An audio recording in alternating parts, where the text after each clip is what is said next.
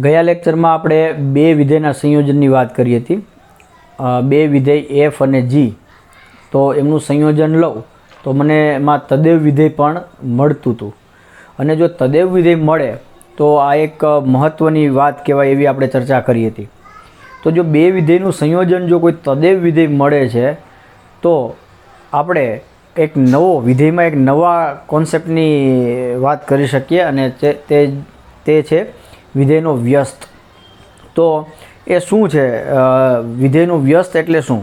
તો હું પહેલાં એ સમજાવું છું અને પછી આપણે એને વ્યાખ્યાના સ્વરૂપમાં લખીએ. ધારો કે મને એક વિધેય આપેલું છે એફ. એફ છે એક્સથી વાય પરનું કોઈ વિધેય છે. વિધેયની વ્યાખ્યા શું છે એમાં આપણને અત્યારે રસ નથી, પણ એક વિધેય એફ છે એક્સથી વાય પરનું વિધેય છે. હવે ધારો કે આ મને આપેલું છે, આ આપેલ છે. ધારો કે જી મને વાયથી એક્સ કોઈક મળે કે જેથી કંઈક આવું થાય. શું થાય જોઈએ કે જેથી જીઓ એફ બરાબર અને એફ ઓ જી બરાબર આ કંઈક મને વિધેય મળશે. શું મળે આપણે જોઈએ. આપણે આ મને આપેલું છે એક્સ સિવાય, અને જો મને કોઈક રીતના ખબર પડે અથવા મને કોઈક રીતના મળી જાય વિધેય જી કે જે ક્યાંથી ક્યાંનું હોય વાયથી એક્સ, આ એક્સથી વાય છે અને આ વાયથી એક્સ રિવર્સ, કે જેથી જીઓએફ અને એફઓજી કંઈક ખાસ પ્રકારના મળે. અચ્છા, પહેલાં આ જોઈએ આપણે. આ જે જીઓએફ છે ક્યાંથી ક્યાંનું વિધેય થશે લેટેસ્ટ સી. તો જુઓ, એફ ક્યાંથી ક્યાંનું છે? એક્સથી વાય, આ એફ છે, અને વાયથી એક્સ શું છે? આ જી છે. તો આ એક્સથી એક્સ મને શું મળે? જીઓ એફ. તો જીઓ એફ શું થાય? એ એક્સથી એક્સ થાય. તો જીઓ એફ, હવે એક્સથી એક્સ તો ઘણા બધા વિધેય હોઈ શકે. હવે આ એક્સથી એક્સ પરના ઘણા બધા વિધેયોમાં એક વિધેય છે આઈડેન્ટિટી ફંક્શન, તદેવ વિધેય. આઈ એક્સ પણ મારું ક્યાંથી ક્યાંનું વિધેય થાય? એક્સથી એક્સનું જ થાય. અને આ જીઓ એફ પણ એક્સથી એક્સનું વિધેય છે. તો આ બંને વિધેય સરખા જ હોય એવું જરૂરી નથી. પણ માની લો કે મને કદાચ આ મળી ગયું આઈ એક્સ, બાય ચાન્સ કદાચ મને આ મળી જાય છે કે જીઓ એફ લઉં તો એ એક્સથી એક્સનું વિધેય થશે, એ બરાબર છે, પણ એ પાછું તદેવ વિધેય થઈ જાય છે. અને એવી રીતના એફઓજીની ચર્ચા કરું તો જી ક્યાંથી ક્યાંનું વિધેય છે? વાયથી એક્સનું વિધેય છે જી, અને એક્સથી વાયનું વિધેય છે એફ. તો હું એફઓજી, એફઓજી ક્યાંથી ક્યાંનું મળશે? વાયથી વાયનું. અને આપણી આગળ આઈ વાય એટલે કે વાય પરનું તદેવ વિધેય પણ વાયથી વાય પરનું જ છે. તો વાયથી વાય પરના તો ઘણા બધા વિધેય હોય. તો આ જે એફઓજી છે વાયથી વાયનું જે મળ્યું છે એ કદાચ મને આઈ વાય મળી જાય તો, એટલે કે હું અહીંયા લખું છું આઈ વાય. એટલે કંઈક કોન્સેપ્ટ આવો થયો છે. જુઓ કે મને એક વિધેય એક્સથી વાય આપેલું હોય અને મને જો કોઈ વિધેય જી વાયથી એક્સ મળે કે જેથી કંઈક આવું થાય, બરાબર, તો હું આ જીને શું કહીશ? પહેલાં તો આ એફને શું કહીશ? તો આ એફને છે ને વ્યસ્ત સંપન્ન વિધેય કહેવાય. શું કહેવાય? વ્યસ્ત સંપન્ન. વ્યસ્ત સંપન્ન વિધેય છે એવું કહેવાય. અને વિધેય જે જી છે એને વિધેય એફનું વ્યસ્ત વિધેય છે એવું કહીશું આપણે. જી છે એને શું કહેવાય? એફનું વ્યસ્ત વિધેય. કારણ કે જી મને કેના આધારે મળે છે? એ મને એફ આપેલું છે તો એના ઉપરથી જી મળે છે. તો હું જીને કહીશ એફનું વ્યસ્ત વિધેય.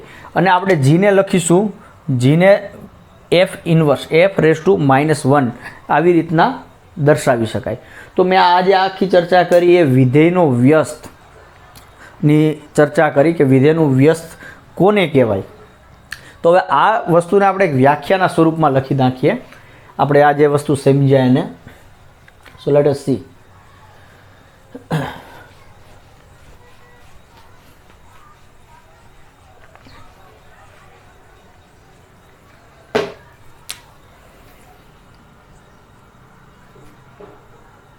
વ્યાખ્યા.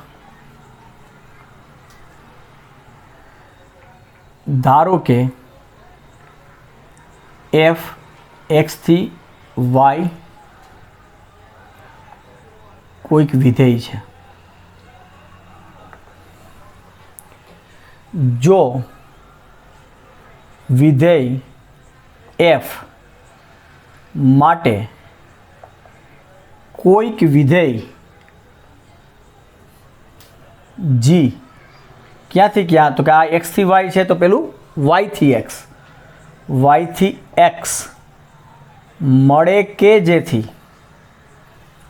શું થાય, GOF બરાબર IX અને FOG બરાબર IY થાય તો વિધેય f ને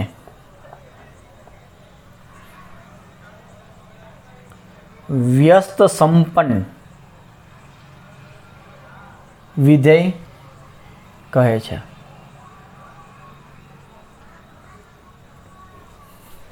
અને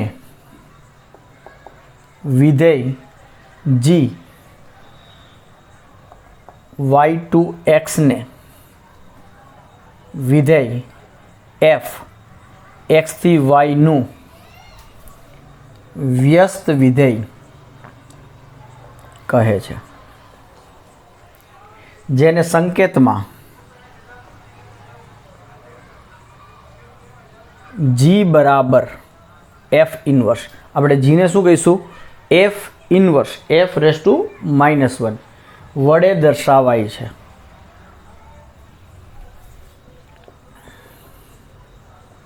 તો આ થઈ વિધેયના વ્યસ્ત વિધેયની વ્યાખ્યા થઈ.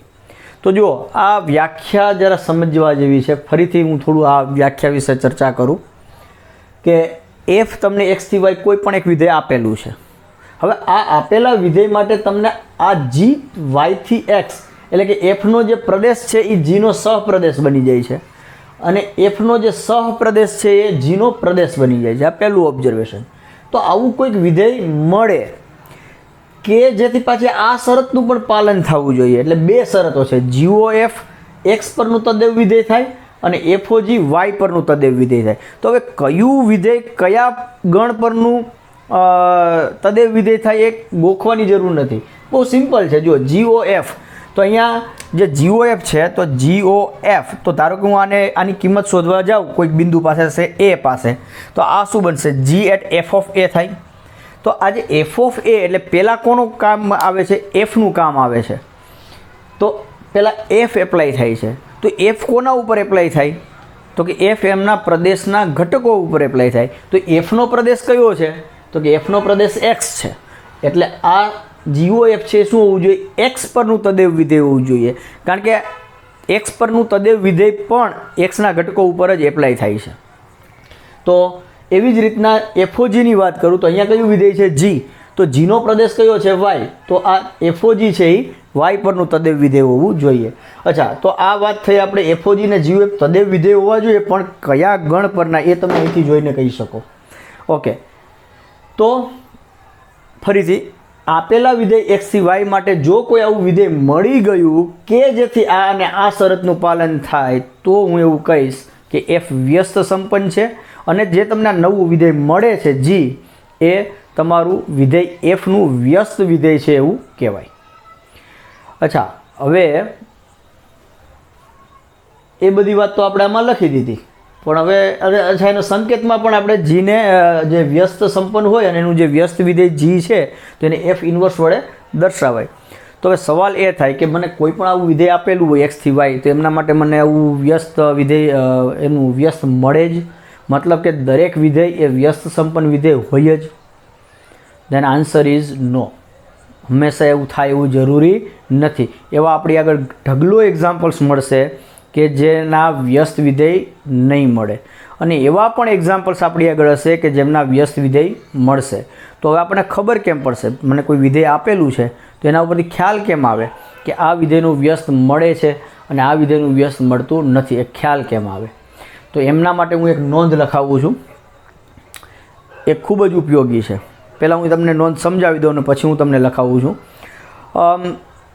જો કોઈ વિધેય આપેલું હોય તો એ વિધેય એક એક છે કે નહીં એની આપણે ચર્ચા કરી છે. એક એક છે કે નહીં ચેક કરતા આવડે છે. એ વિધેય વ્યાપ્ત છે કે નહીં એમની ચર્ચા કરી છે, ને આપણને આવડે છે વ્યાપ્ત છે કે નહીં એ ચેક કરતા આવડે છે. જો મારું વિધેય એક એક અને વ્યાપ્ત બંને એક એક અને વ્યાપ્ત હોય તો એ વ્યસ્ત સંપન્ન થશે, અધરવાઇઝ નહીં થાય. ધારો કે કોઈ વિધેય એફ એક એક છે પણ વ્યાપ્ત નથી તો એ વ્યસ્ત સંપન્ન નહીં હોય, અને જો એ વ્યાપ્ત છે પણ એક એક નથી તો પણ એ વ્યસ્ત સંપન્ન નથી.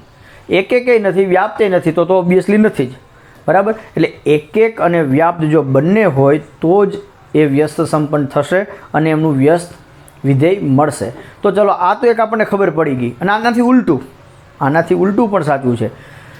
જો કોઈ વિધેયનું વ્યસ્ત સંપન્ન છે એવી મને ખબર પડી અને એનું વ્યસ્ત વિધેય મળે છે એવી મને કંઈક ખબર પડી ગઈ તો જે વિધેય છે ને એ એક એક અને વ્યાપ્ત હશે ને હશે જ, અને જો હશે તો એ વ્યસ્ત સંપન્ન થશે. એટલે આ રિઝલ્ટ જે છે હમણાં હું નોંધ તરીકે લખાવું છું, આ બંને બાજુ સાચું છે, ઇફ એન્ડ ઓનલી ઇફ છે. અચ્છા, તો આ આપણને માહિતી મળી ગઈ કે મને આપેલું વિધેયનું વ્યસ્ત મળશે કે નહીં એની આપણને ખાતરી કરવી હોય તો આપણે કરી શકીએ છીએ કે મળે છે કે નહીં આ માહિતીને આધારે. પણ ધારો કે ખબર પડી કે ચલો આ વિધેય તો વ્યસ્ત સંપન્ન છે, એટલે કે એક એક અને વ્યાપ્ત છે વિધેય, તો એ વ્યસ્ત સંપન્ન થઈ ગયું. તો બીજો પ્રશ્ન, તો એનું વ્યસ્ત વિધેય કયું? What is the inverse function? આને ઇંગ્લિશમાં કહેવાય વ્યસ્ત વિધેયને ઇન્વર્સ ફંક્શન કહેવાય. તો એમનું વ્યસ્ત વિધેય કયું? તો એ બીજો પ્રશ્ન થયો. પહેલો પ્રશ્ન વિધેય વ્યસ્ત સંપન્ન છે કે નહીં, એટલે કે એમનું વ્યસ્ત મળે છે કે નહીં, આ પહેલો પ્રશ્ન. તો એનો જવાબ આપણને ખબર છે, આપણે એક એક અને વ્યાપ્ત છે કે નહીં ચેક કરવાનું છે. જો થશે તો મળશે, બરાબર. પણ ધારો કે એક એક અને વ્યાપ્ત થઈ ગયું તો મતલબ કે આપણને ખાતરી થઈ ગઈ કે ભાઈ આનો મળશે જ. તો બીજો પ્રશ્ન આવ્યો એક વિધેય કયું? તો એ કેવી રીતના શોધવાનું? તો એ આપણે એક્ઝામ્પલમાં જોઈશું કે એક્ઝેક્ટલી કઈ રીતના શોધવાનું. મારે એવું વિધેય જી શોધવું પડશે આપેલા વિધેય એફ માટે કે હું જીઓ એફ અને FOG આ બંને વિધેય શોધું તો મને આ IX મળવું જોઈએ અને આ મને IY, એટલે કે આ X પરનું તદેવ વિધેય મળવું જોઈએ ને આ Y પરનું તદેવ વિધેય મળવું જોઈએ. જો આ મને મળે તો હું કહીશ કે આ G મારું વિધેય છે એ Fનું વ્યસ્ત વિધેય છે. તો ફરીથી પાછો પ્રશ્ન તો એ જ છે કે G શોધવો કેવી રીતના, બરાબર. તો એ આપણે એક્ઝામ્પલમાં જોઈશું. તો હું અત્યારે હવે એક રિમાર્ક આપું છું. રિમાર્ક,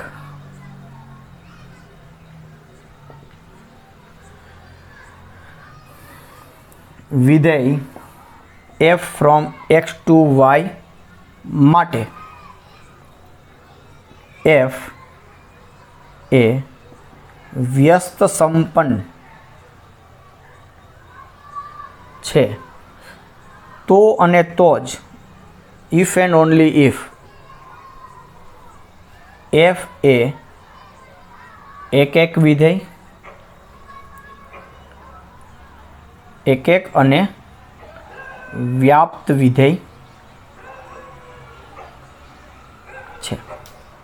તો આ રિમાર્કને આધારે આપણે નક્કી કરીશું કે આપણો વિધેય વ્યસ્ત સંપન્ન છે કે નહીં. એટલે વિધેય જો વ્યસ્ત સંપન્ન છે કે નહીં એ આપણે ચેક કરવું હોય તો આપણે ખાલી એટલું ચેક કરવાનું થયું કે આપેલું વિધેય એક એક અને વ્યાપ્ત છે કે નહીં.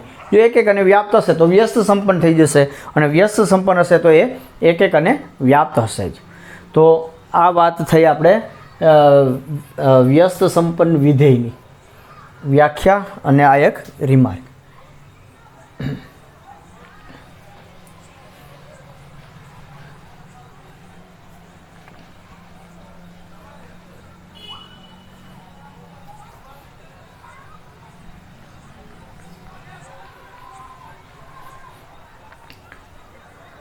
તો હું એક સિમ્પલ એક એક્ઝામ્પલથી શરૂઆત કરું છું. સિમ્પલ એક્ઝામ્પલ જોઈએ કે ધારો કે મને એક એફ વિધેય આપ્યું છે, 1 2 3 2 ABC વિધેય આપેલું છે એફ. કઈ રીતે આપ્યું છે તો કે એફ ઓફ 1 બરાબર A છે, એફ ઓફ 2 બરાબર B છે અને એફ ઓફ 3 બરાબર C છે. આવું કંઈક વિધેય આપ્યું છે. તો ચલો આ વિધેય વ્યસ્ત સંપન્ન છે કે નહીં, very simple example, fundamental example. તો આ વિધેય એક એક વિધેય છે કે નહીં એ જોવું પડશે અને વ્યાપ્ત છે કે નહીં એ જોવું પડશે. તો જુઓ, આ તો આપણા 3 જ છે ઘટકો, આ 1 2 અને 3. એ બી અને સી, અહીંથી અહીંયા જતું વિધેય એફ છે. તો 1ની ઇમેજ એ છે, 2ની ઇમેજ એટલે કે 2નું પ્રતિબિંબ બી છે, 3નું પ્રતિબિંબ સી છે. તો જુઓ આ એક એક તો થઈ જ ગયું, એક એક વિધેય તો છે જ. હવે વ્યાપ્ત છે તો કે સહપ્રદેશના પ્રત્યેક ઘટકને પૂર્વ પ્રતિબિંબ મળે છે. એનું પૂર્વ પ્રતિબિંબ 1 છે, બીનું પૂર્વ પ્રતિબિંબ 2 છે અને સીનું પૂર્વ પ્રતિબિંબ 3 છે. તો આ વ્યાપ્ત પણ છે, એક એક પણ છે અને વ્યાપ્ત પણ છે. તો હમણાં મેં જે પેલી રિમાર્ક લખાવી હતી એ મુજબ શું થશે, વિધેય એફ ક્યાંથી ક્યાં 1 2 3 2 ABC વ્યસ્ત સંપન્ન વિધેય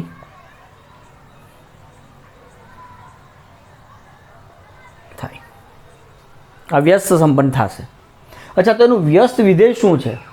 તો કે એ વિધેય ધારો કે જી હશે તો હું જી મને ક્યાંથી ક્યાં મળશે? તો કે એફનો પ્રદેશ છે જીનો સહપ્રદેશ બની જાય ને એફનો જે સહપ્રદેશ છે એ જીનો પ્રદેશ બની જશે. એટલે કે મને જી મળશે એબીસીથી 1 2 3. ચલો આ અહીંથી અહીંયા મળશે એ પણ આપણને ખબર પડી ગઈ, પણ જીની વ્યાખ્યા શું હશે?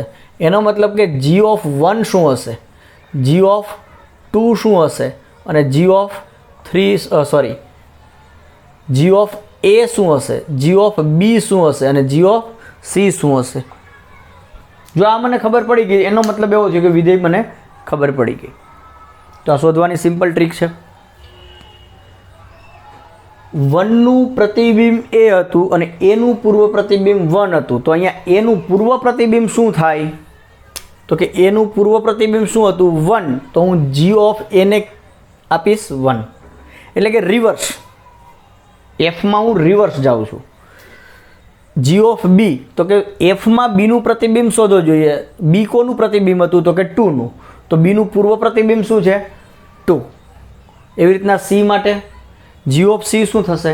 તો કે એફને સાપેક્ષ સીનું પૂર્વ પ્રતિબિંબ શું છે 3. તો આવ્યું 3.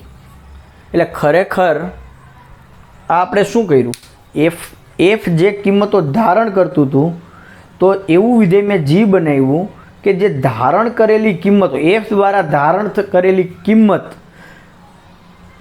કિંમત જી દ્વારા શું હશે? તો કે એફના પૂર્વ પ્રતિબિંબો, એટલે કે વિધેય એફની સાપેક્ષ પૂર્વ પ્રતિબિંબ.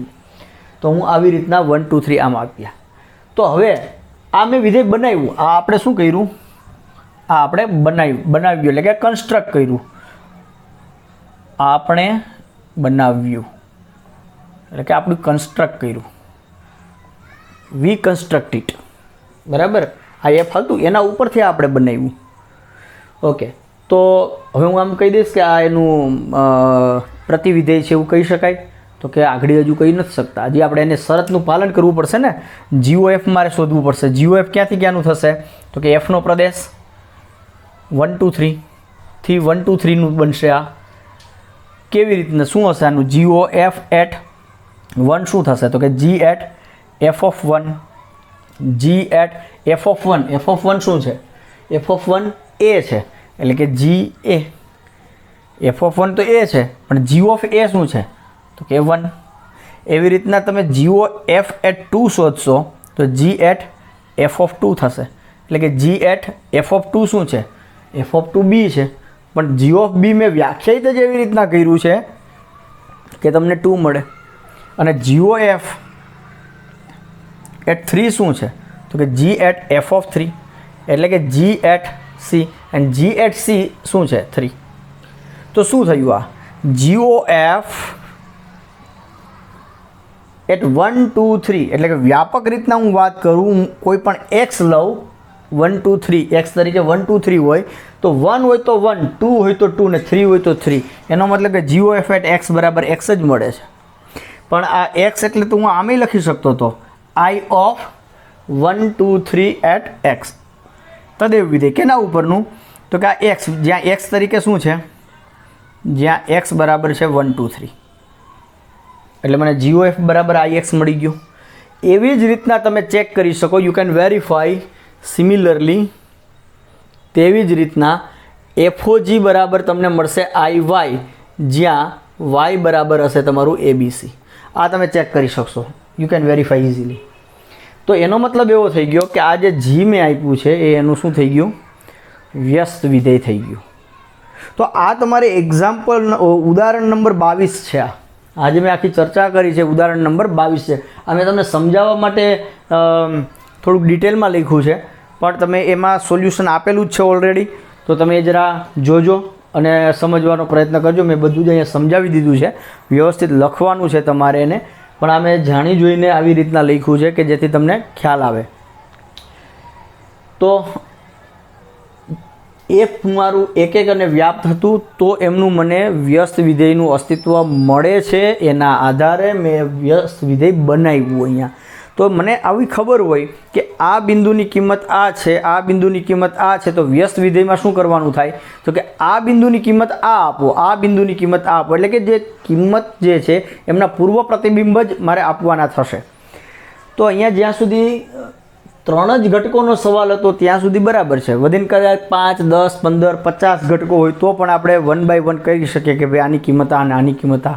પણ જ્યારે તમારી આગળ અનંત ઘટકો હોય, R થી R પરનું ધારો કે કોઈક એક વિધેય આપી દીધું છે અને હવે તમારે એમ વ્યસ્ત સંપન્ન છે કે નહીં એની ચર્ચા કરવાની છે. ધારો કે વ્યસ્ત સંપન્ન છે, તો તમે Rમાં તો અસંખ્ય ઘટકો છે, તો એ દરેક ઘટક માટે તમે આવી રીતના કેમ લખશો? તો એ લખવું શક્ય નથી. તો ત્યાં તમારે સૂત્ર પર જવું પડશે. સૂત્ર એટલે કે વિધેયની કંઈક વ્યાખ્યા આપી હોય. દાખલા કે fx બરાબર 2x + 3 આવું આપ્યું છે, તો એનું વ્યસ્ત વિધેય g શું થશે? તો કે મારે g of x બરાબર કંઈક સૂત્ર, ફોર્મ્યુલા, જેમ 2x + 3 એક ફોર્મ્યુલા હતી એ પ્રમાણે મારે કંઈક એનું ફોર્મ્યુલા આપવી પડશે. તો એ ફોર્મ્યુલા કઈ રીતે શોધવી, તો એના વિશે કોઈક આપણે એક એક્ઝામ્પલ્સની ચર્ચા કરીએ. તો let us see one example.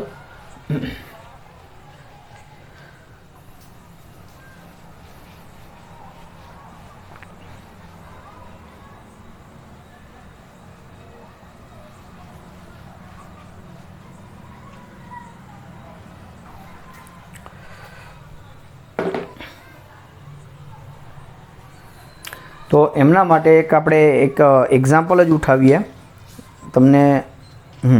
સ્વાધ્યાય 1.3માં 7મો એક્ઝામ્પલ છે, એમની ચર્ચા કરીએ. ધારો કે વિધેય, એક્ઝામ્પલ નંબર 7, ધારો કે વિધેય f ક્યાંથી ક્યાં આપ્યું છે મને, R થી R f of x બરાબર 4x + 3.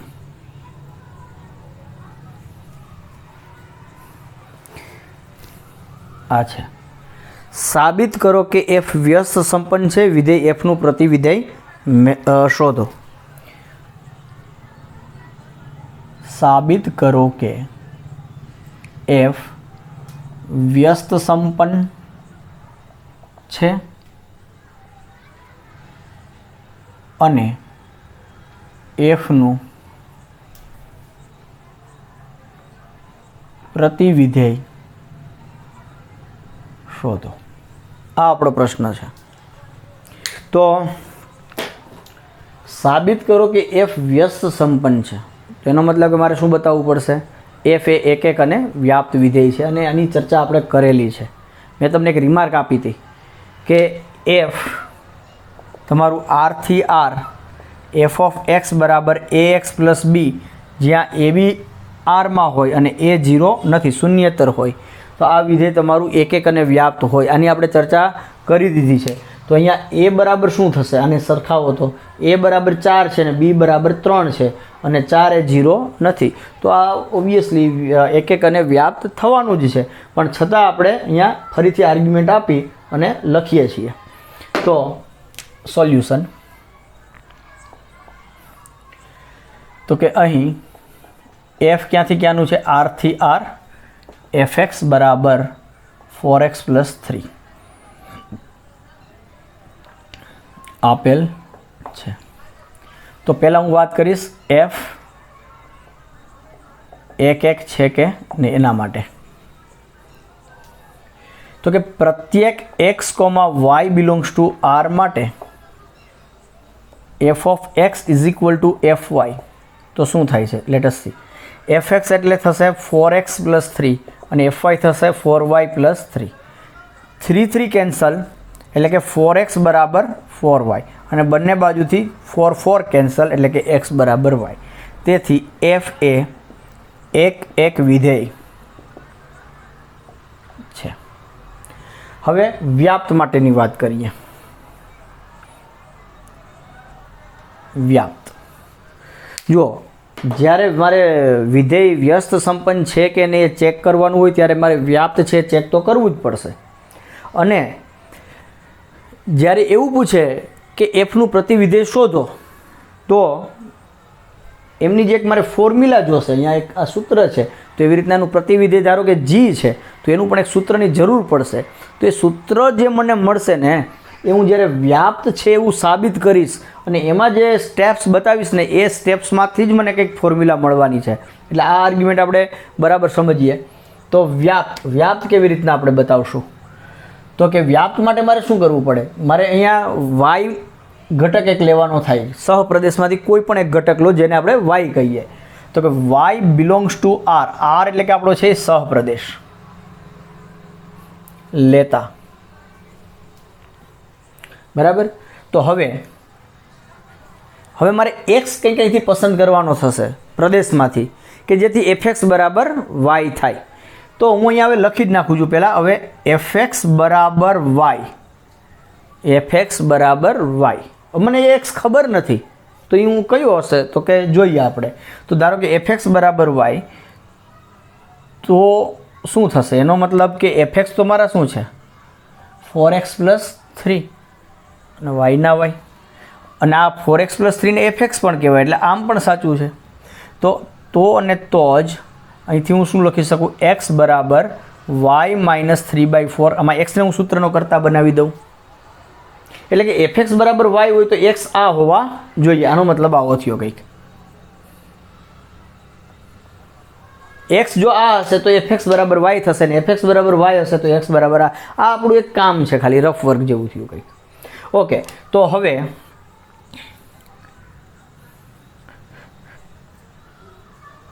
તેથી x બરાબર y માઇનસ 3 બરાબર 4 બિલોંગ્સ ટુ આર થયા કે નહીં. y તમારા આરમાં છે તો વાયમાંથી 3 બાદ કરો ને એને 4 વડે ભાગો તો આ સંખ્યા જે પણ કંઈ હશે એ વાસ્તવિક સંખ્યા તો હશે જ.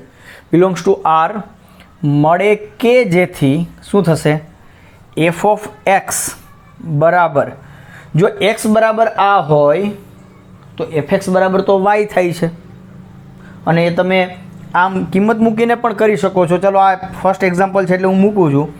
મળે કે જેથી એફ એક્સ બરાબર એટલે કે એફ ઓફ એક્સ, એક્સ કેટલા છે આપણા વાય માઇનસ ચલો એફ એક્સની કિંમત ચલો ને આપણે મૂકીએ અહીંયા ચલો મૂકી દઈએ વાય માઇનસ 3/4 એટલે કે હવે એફનું કામ શું છે તો કે જેના ઉપર એપ્લાય થાય એને 4 વડે ગુણો અને 3 ઉમેરો. તો અહીંયા એફ કોના ઉપર એપ્લાય થયું છે વાય માઇનસ 3/4 ઉપર એપ્લાય થયું છે તો એને 4 વડે ગુણો અને એમાં 3 ઉમેરો. 4 કેન્સલ -3 + 3 એટલે કે કેન્સલ અને વધ્યા આપણી આગળ વાય. તો મને શું મળ્યું એફએક્સ બરાબર વાય. તેથી એફ એ વ્યાપ્ત વિધેય છે. તો આમ શું થઈ ગયું તેથી એફ એ એક અને વ્યાપ્ત વિધેય છે. તેથી એફ એ વ્યસ્ત સંપન્ન વિધેય છે. તેથી આ વ્યસ્ત સંપન્ન વિધેય થઈ ગયું. તેથી જી એ મને ક્યાંથી ક્યાં આર થી આર મળશે. તેથી જી આર થી આર ધારો કે લખીએ આપણે ધારો કે જી આર થી આર એ એફનું વ્યસ્ત વિધેય છે. ધારો કે જી એ વ્યસ્ત વિધેય છે. તો શું થશે? Late us C. તો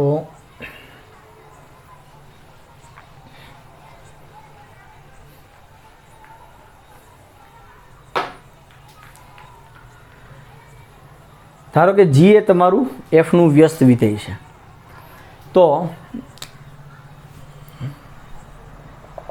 તેથી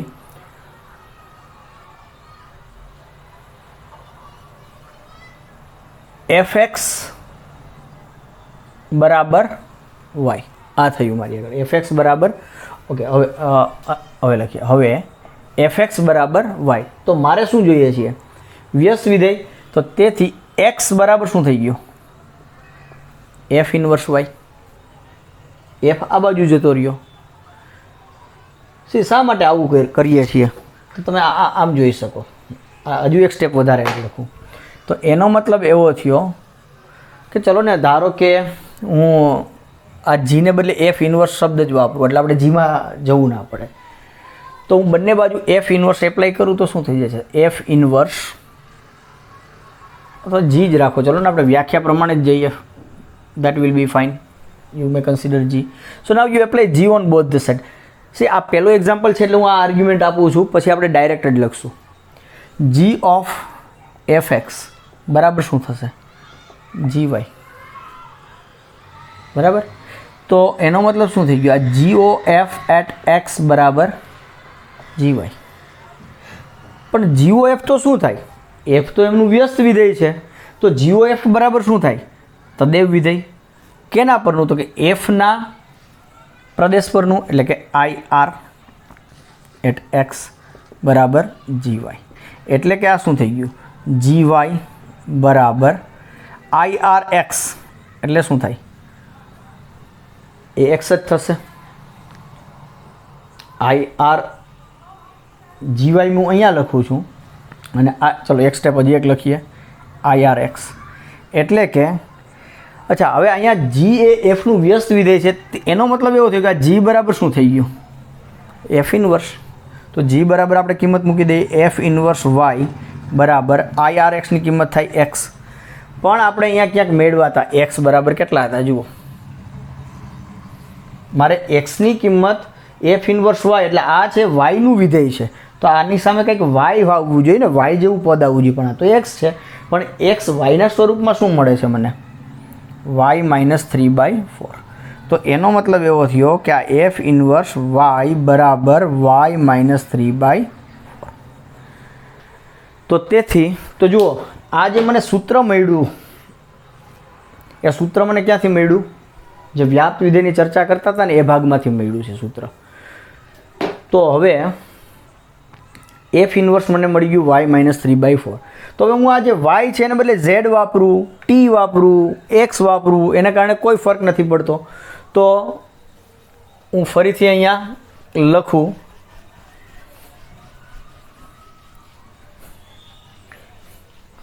તો શું થશે કે તેથી એફ ઇનવર્સ એક્સ બરાબર એક્સ માઇનસ 3/4. અહીંયા વાયને બદલે મેં એક્સ લખી નાખ્યો, એટલે હું અહીંયા કોમેન્ટ કરી દઉં છું.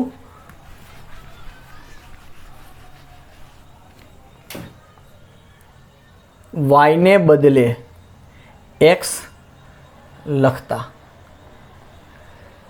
આ બધું આપણે દરેક એક્ઝામ્પલમાં નહીં લખીએ. આ ફર્સ્ટ એક્ઝામ્પલ છે એટલે આવી બધી હું ડિટેલ્સને આપું છું. પછી આપણે અમુક સ્ટેપ્સ ડાયરેક્ટ લખશું. તો વાયને બદલે એક્સ લખતા. તેથી એફ આરથી આર એફ એક્સ બરાબર 4x + 3નું પ્રતિવિધેય ક્યાંથી એફ ઇનવર્સ ક્યાંથી ક્યાં? તો કે આરથી આર, આર જ છે એટલે એ ઇન્ટરચેન્જ કરું તો આરથી આર શું મળશે? તો કે એફ ઇનવર્સ એક્સ બરાબર આર્યુ સૂત્ર એક્સ માઇનસ 3/4 મળે. તો આ આપણો એક્ઝામ્પલ આખો પૂરો થઈ ગયો. બરાબર. તો જો આ એક્ઝામ્પલને હું સમરીના ફોર્મમાં લખું, અચ્છા, તો એને બદલે જો અહીંથી પણ મારે આટલી જે આર્ગ્યુમેન્ટ આપી, આ ફર્સ્ટ એક્ઝામ્પલ હતો એટલે મેં સમજવા માટે તમને આખી આર્ગ્યુમેન્ટ આપી છે. આ આર્ગ્યુમેન્ટ મારે આપવાની જરૂર નથી. હવે નેક્સ્ટ ટાઈમ આપણે શું કરશું? જો નેક્સ્ટ ટાઈમ આપણે આવી જ રીતના જઈશું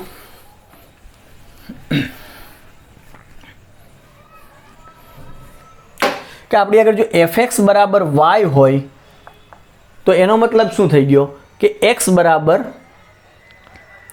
f ઇન્વર્સ y, f આ બાજુ જતું રહ્યું, આવી રીતના આપણે જોઈ શકીએ.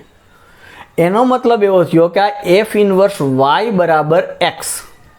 પણ આ જે f ઇન્વર્સ અહીંયા y છે એટલે અહીંયા સામે જે કંઈ આવે સૂત્ર અથવા પદ અથવા ફોર્મ્યુલા એ શોમાં હોવું જોઈએ? વાયમાં હોવું જોઈએ. પણ અહીંયા તો x છે, પણ x બરાબર y વાળું પદ આવું કંઈક આવશે. તો એ હું ક્યાંથી શોધીશ? તો કે જ્યારે હું f મારું વ્યાપ્ત વિધેય છે એવું સાબિત કરીશ ત્યારે મારે fx બરાબર y થાય છે એવું લઈને ચાલીશ અને હું xની કિંમત મેળવીશ yના સ્વરૂપમાં. ત્યાં મને x બરાબર કંઈક y જેવું મળશે. એ x બરાબર y વાળી કિંમત હું અહીંયા મૂકી દઈશ. તો આ બે જ સ્ટેપમાં આ બધા સ્ટેપ્સ નીકળી ગયા. પણ આના ઉપરથી આ સ્ટેપ્સ કેમ આવે છે? You can verify from here. બરાબર. અને આ આપણે વ્યાખ્યા પ્રમાણે જ કર્યું છે. તો આઈ થિંક કે તમને આ વસ્તુ ક્લિયર થઈ છે. હજુ આપણે એક બે એક્ઝામ્પલ્સ આની ચર્ચા કરીશું તો તમને વધારે આ વસ્તુ ક્લિયર થશે. તો હું એક એક્ઝામ્પલ નંબર 7 તો આપણે જોયો, પણ હું એક એક્સ્ટ્રા એક્ઝામ્પલ લખું છું. તો આ જે એક્સ્ટ્રા એક્ઝામ્પલ છે એ તમારે જાતે કરવાનો છે. અને એ એક્સ્ટ્રા એક્ઝામ્પલ આનું જનરલાઇઝેશન છે. લખો કે એક્ઝામ્પલ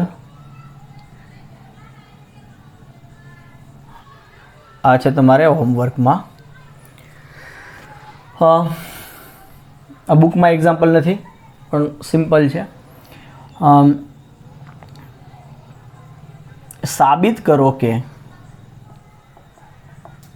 f r થી r fx બરાબર ax પ્લસ b જ્યાં a, b belongs to r અને a 0 નથી. એ વ્યસ્ત સંપન્ન વિધેય છે અને fનું વ્યસ્ત વિધેય શોધો.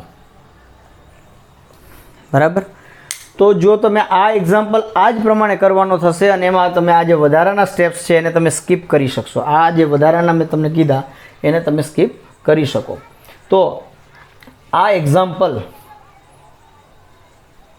એ હમણાં આપણે જે એક્ઝામ્પલ નંબર 7 કર્યો એમનો વ્યાપક કેસ છે એવું કહેવાય ને. એક્ઝામ્પલ નંબર 7 એ આનો પર્ટિક્યુલર કેસ થઈ જશે.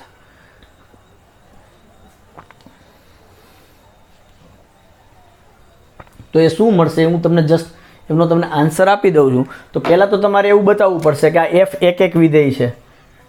f તમારું r થી r fx બરાબર ax પ્લસ b એ તમારું એક વિધેય છે એવું તમારે બતાવવું પડશે અને એ તમને આવડશે.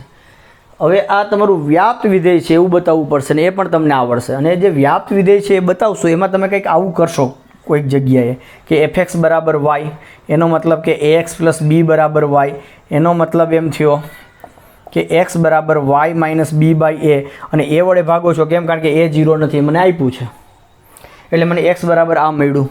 એટલે કે એ પછી તમે વ્યવસ્થિત લખશો કે આપેલા y બિલોંગ્સ ટુ r માટે x બરાબર આ લેતા એ r નો ઘટક છે અને કે જેથી fx બરાબર y થાય. આ એક્ઝામ્પલ આપણે આગળ પણ કરેલ છે વ્યાપ્ત છે એવું બતાવવા માટેનો. અચ્છા, આ બધું કરશો પછી હવે વ્યસ્ત માટે તો કે fx બરાબર y એનો મતલબ એવો થયો કે f ઇન્વર્સ y બરાબર x. આ બાજુ જતા રહીએ f ઇન્વર્સ y બરાબર x. પણ x બરાબર શું છે? y minus b by a. તો એનો મતલબ એવો થયો કે f ઇન્વર્સ y બરાબર y minus b by a. પણ હવે આ y ને બદલે જો હું x મૂકી દઉં તો f ઇન્વર્સ x બરાબર x minus b by a. હું અહીંયા y ને બદલે x મૂકું છું તો આ x ને અને અહીંયા x બરાબર આ છે એને કોઈ જ લેવા દેવા નથી. આ હું ફક્ત ચલ બદલું છું. So you please mind it કે અહીંયા હું y ને બદલે x લઉં છું તો એમાં કોઈ સૂત્રનો ઉપયોગ નથી કરતો કે કંઈક આવું સૂત્ર છે a+b² સૂત્રનો ઉપયોગ કર્યો એટલે y બરાબર x થઈ ગયા. No, it is not like that. તો એમાં કોઈ મેથેમેટિક્સ નથી, બરાબર. હું અહીંયા y ને બદલે t પણ વાપરી શકું, y ને બદલે z પણ વાપરી શકું, y ને બદલે p પણ, કોઈ પણ ચલ વાપરી શકાય. તો હું y ને બદલે x વાપરું છું, કારણ કે આપણે એવું ટેવાયેલા છીએ કે ભાઈ f ઓફ x, તો f ઇન્વર્સ x શું થાય, બરાબર. તો એટલા માટે આપણે x વાપરીએ છીએ. ઓકે, સો આઈ હોપ કે તમને આ વસ્તુ આખી સમજાણી. તો આપણે નેક્સ્ટ લેક્ચરમાં આપણે વધારાના બીજા કે જે વિધેય આપેલું હશે તો એ વ્યસ્ત સંપન્ન છે કે નહીં, અને જો હોય તો એમનું વ્યસ્ત વિધેય શું છે એમની ચર્ચા કરીશું. અને આમાં પણ બે પ્રકારના તમને એક્ઝામ્પલ જોવા મળશે વ્યસ્ત સંપન્ન છે કે નહીં ચેક કરવા માટેના. કે એક તો તમને આવું સૂત્ર જ આપેલું હશે વિધેય, અને એ કોઈક સૂત્ર સ્વરૂપમાં હોય. અહીંયા સરળ છે, x+b હમણાં જોયું, એમાં 4x+3 હતું, એ કદાચ x² + 2x - 1 પણ હોઈ શકે.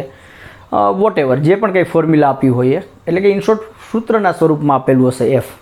અને એક મેં શરૂઆતમાં જ્યારે એક એક્ઝામ્પલ આપ્યો હતો કે f1 2 3 થી ABC છે, મતલબ કે એક ગણ અને બીજો ગણ, આમાં શાંત ગણથી શાંત ગણ પરનું આવું વિધેય આપેલું હોય, અને એલિમેન્ટ વાઇઝ કે આ ઘટકની કિંમત આ છે અને આ ઘટકની કિંમત આ છે, તો હવે આ વ્યસ્ત સંપન્ન છે કે નહીં.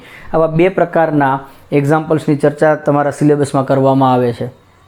અને ત્રીજો વ્યસ્ત સંપન્નને રિલેટેડ ટોપિક કયો આવશે તો કે એ થોડાક પરિણામો, કે f અને g બંને વ્યસ્ત સંપન્ન હોય તો એનું સંયોજન શું થાય, વ્યસ્ત સંપન્ન થાય કે નહીં, કેવા કિસ્સામાં થાય, તો એની ચર્ચા આપણે કરીશું. એટલે આ વ્યસ્ત સંપન્નનો મુદ્દો છે ખૂબ જ અગત્યનો છે, અને એને 3 રીતના આપણે ડિવાઈડ કરીએ છીએ કે શાંત ગણથી શાંત ગણ, અને એક ઘટકની કિંમત આપેલી હોય તો ત્યારે કેમ કામ કરવું, સૂત્રના સ્વરૂપમાં આપેલું હોય ત્યારે કેમ કામ કરવું, અને કોઈ આવા થિયરીના સ્વરૂપમાં આપેલો હોય પ્રશ્ન તો ત્યારે શું કરવાનું થાય.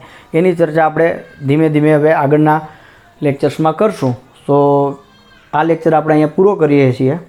So thank you.